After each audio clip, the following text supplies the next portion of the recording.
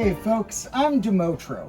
Welcome back to Combo class, where today's topic is something that a lot of you might think you hate, but I promise I'll make it interesting. Today we're going to talk about times tables or multiplication tables, something that a lot of people have a hatred for, understandably, because they were forced to memorize this in school and even memorize beyond this, like what's 12 times 7? But memorization can be a little overdone in school.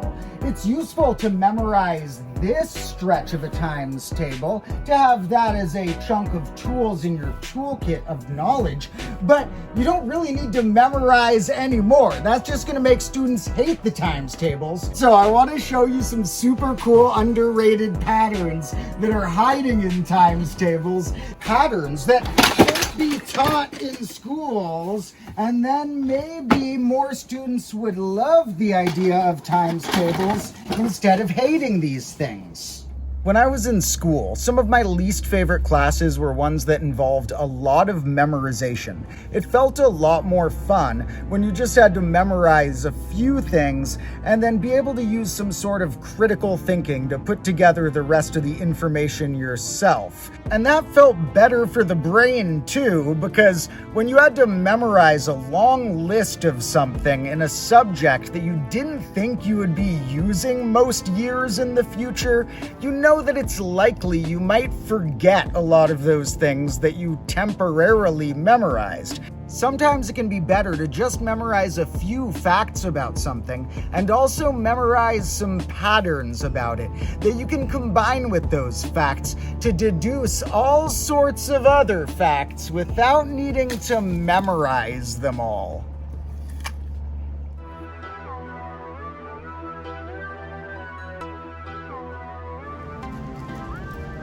Here is a stretch of times table, which we can imagine going infinitely in each direction. And let's say we tried to count how many times each given number appears on it. I'll just be counting the numbers inside these cells, but if you wanted to count the multipliers also, you'd just add 2 to your count of each number. Now, if I had included a row and column for the number 0, we'd note that 0 is the only number that appears an infinite amount of times on a table like this.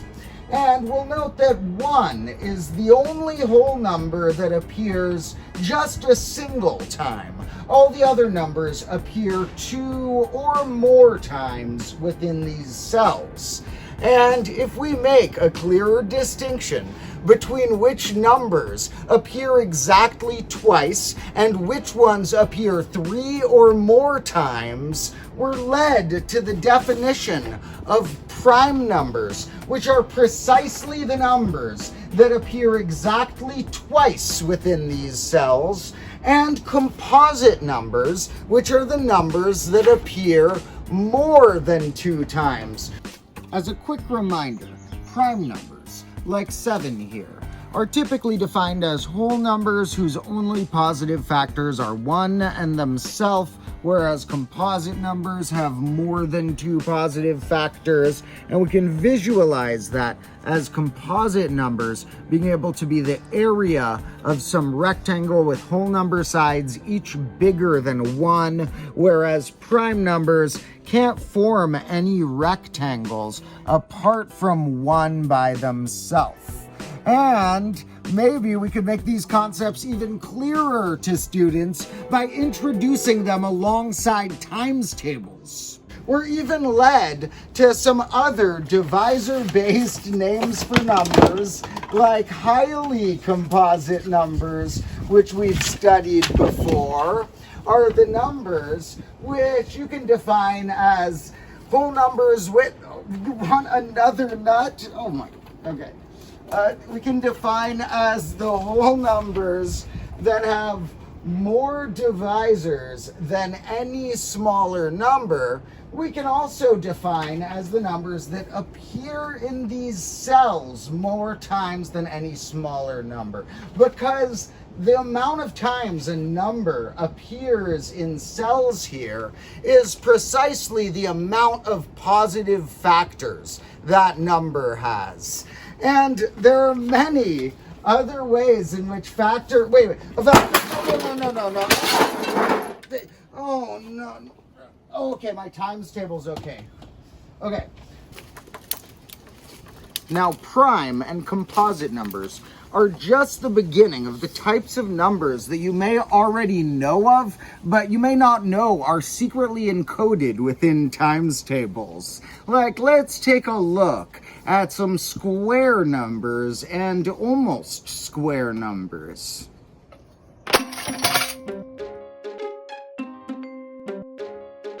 Here are some demonstrations of the first 4 square numbers. 1, 2 by 2 having an area of 4, 3 by 3 is 9, 4 times 4 is 16, next would be 25, and so on. And these square numbers that you get by multiplying some number by itself will land right on the diagonal of this times table, because that's where a number and itself would collide. And it's true that if you look right down the diagonal, you see your square numbers, 1, 4, 9, 16, etc. And it turns out that being on the diagonal gives numbers a very special trait. You see, if I were to cover up the diagonal, all of the rest of the times table has a sort of symmetry across this diagonal axis. Each number has a twin, a reflection of sorts. There's 4 in its reflection, 6 in its reflection, and all of them come in pairs, apart from the ones on the diagonal. This means that square numbers are precisely the whole numbers that have an odd number of factors. If and only if a number has an odd number of factors, it is a square number. And the non-square numbers are precisely the ones that have an even number of factors, which we can view by the fact that some of them lie on an axis and others are purely the reflections. So if square numbers are so interesting, what about the types of number that I call almost square? There are 2 types of numbers that I like to nickname almost square numbers. And as an example, let's look at a representation of an actually square number, 16, 4 times 4, and 2 numbers here. By numbers, I mean the area created by one of these rectangles, which aren't the 2 different types of almost square numbers in my nicknames, but 2 different forms of the first type. The first type of almost square numbers are numbers who could be made from a rectangle with dimensions that are just 1 off from a square. Here we have 4 by 1 more than 4. Here we have 4 by 1 less than 4, or you could say 3 by 1 more than 3.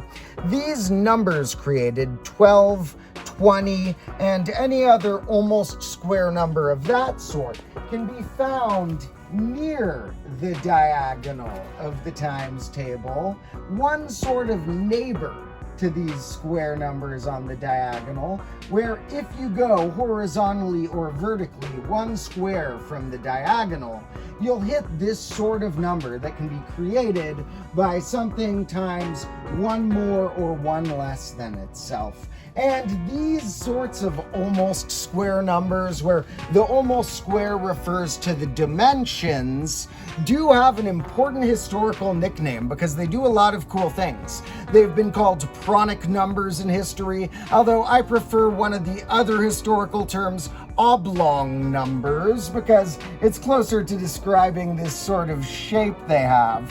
And there's a lot of cool patterns in them, just one of which is that if I try and draw a line through these representations of the numbers, I get 2 different triangular numbers that are smushed, added together.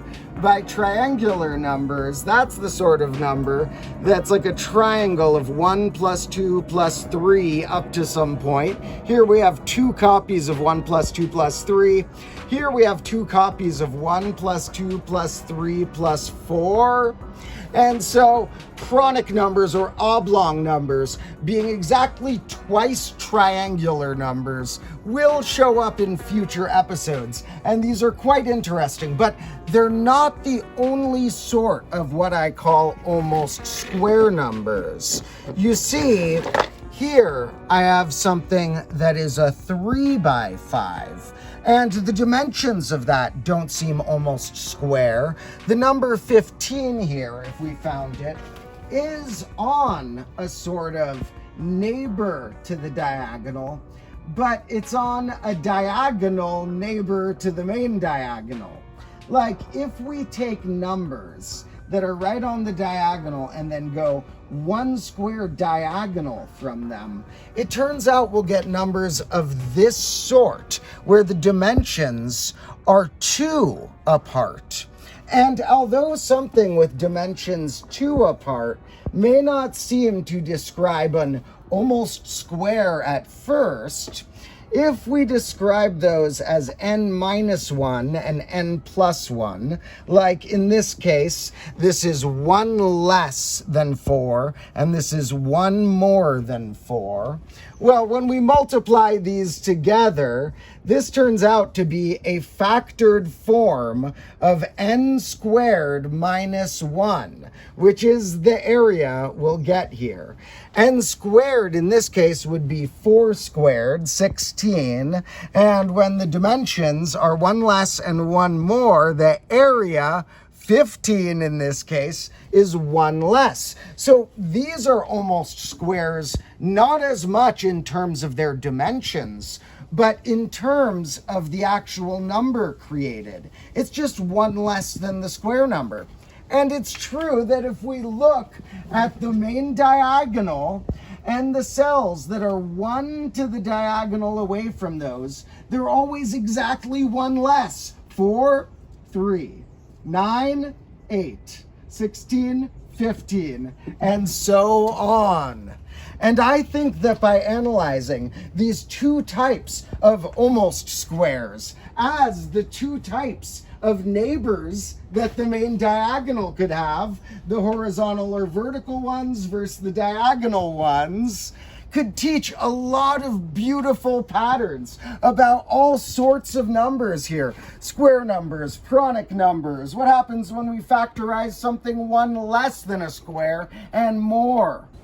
But you know, even apart from different categorizations of types of number, times tables have some beautiful patterns within them that many people haven't seemed to see yet. Well, maybe you've seen them, but at too close of a scale for the pattern to be apparent. Perhaps the coolest patterns on times tables would be clearly available if you just zoomed out a bit. Even on this small stretch of times table, you can get a hint of a crazy visual pattern if you squint your eyes a bit and look at not what each digit looks like, but that some of them look bigger than others due to having 2 digits compared to 1. And you try and squint your eyes and see where the 2-digit numbers compare to the 1-digit numbers. You'll see that the 2-digit numbers cut off at not quite a straight line. It's almost like it's trying to be some sort of curve, but it's a little too pixelated. And perhaps if we zoomed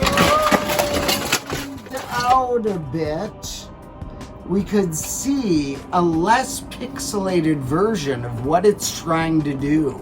Here's a larger times table I made, where if you squint your eyes as I zoom out a bit, and you just look for how big the blob of a number is in terms of how many digits it has, you can see that the 2-digit numbers form a sort of curved slice and the 3-digit numbers form their own sort of curve. And if we zoomed out further, we would see not only less pixelated curves, but also more curves where the 4-digit numbers and 5-digit numbers and so on lived.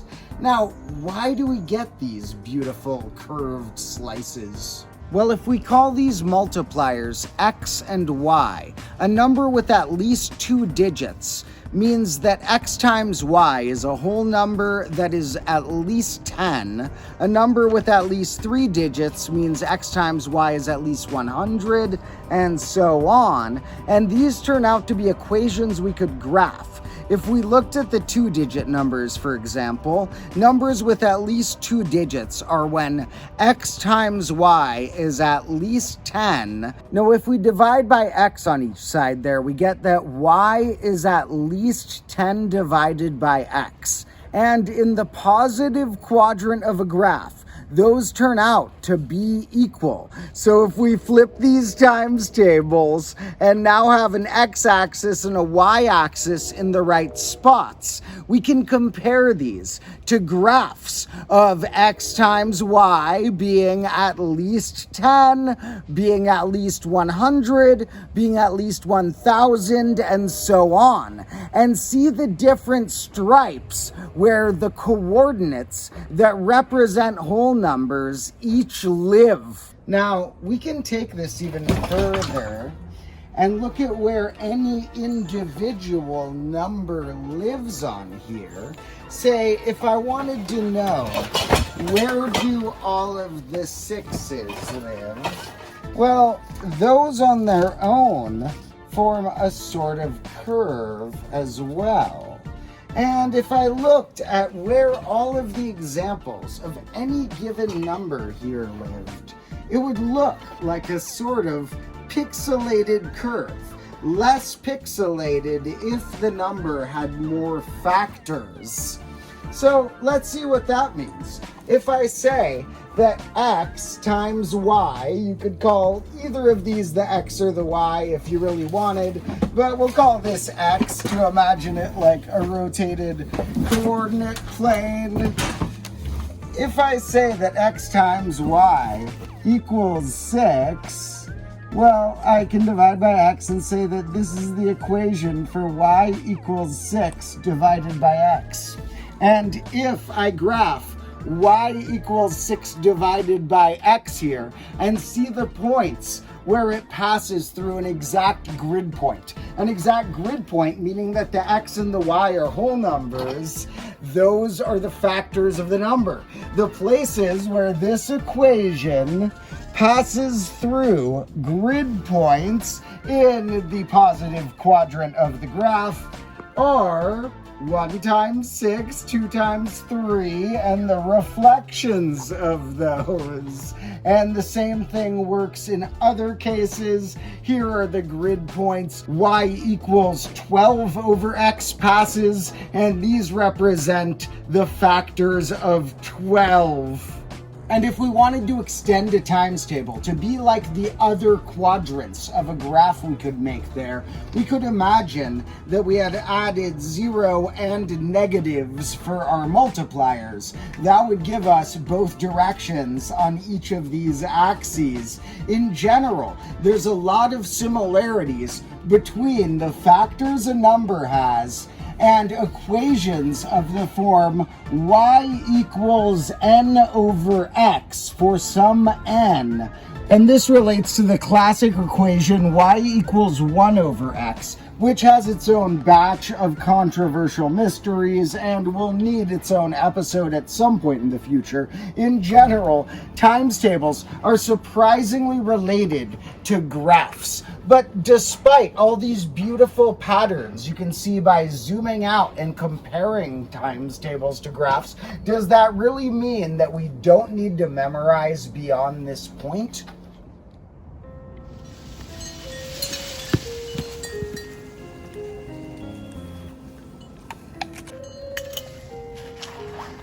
Despite all the cool patterns in times tables, sometimes it might be useful to actually multiply some 2-digit numbers together. And we don't need memorization for that still.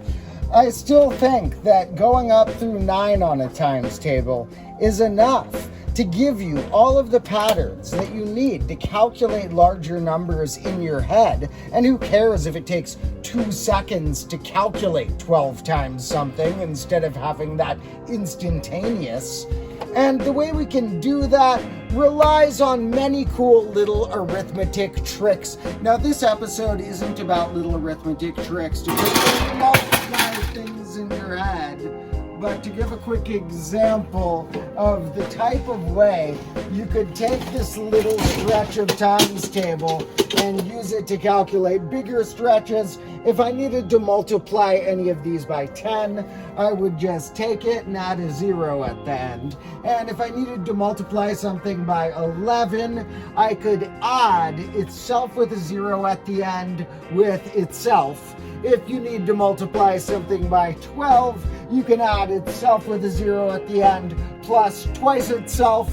And even other weird techniques can come in handy, like if I need to multiply something by 19, I would maybe multiply it by 20 and then subtract 1 of itself, sometimes going close to a rounder number, and adding or subtracting a bit can help you. In general, maybe in the future we'll cover that in more depth, but there are simple ways, even if you don't want to whip out the calculator most of us have in our pockets, to take 2 seconds to figure out something like 12 times whatever or 13 times whatever. And I don't think it's worth storing all of that space in our brain, memorizing 12 times all those things, when we can take those 2 seconds that might even be good for our brain to have to do some calculations here and there.